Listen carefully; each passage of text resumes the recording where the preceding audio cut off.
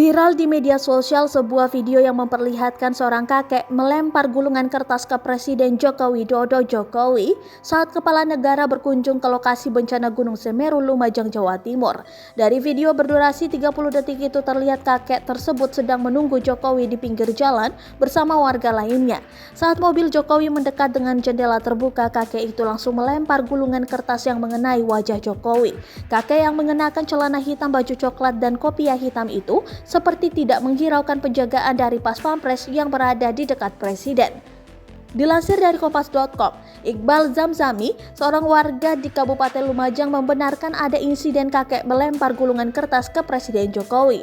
Iqbal mengatakan saat itu rombongan Jokowi sedang meninjau lokasi bencana Gunung Semeru.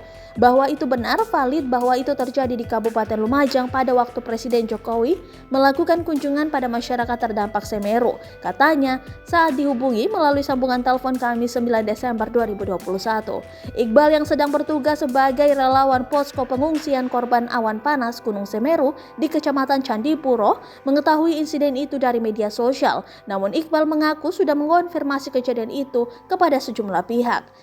Iqbal tidak mengetahui maksud kakek tua itu melempar gulungan kertas ke Jokowi. Apakah itu tujuannya menyampaikan surat, apakah itu surat kosong atau isinya apa kita belum tahu, katanya.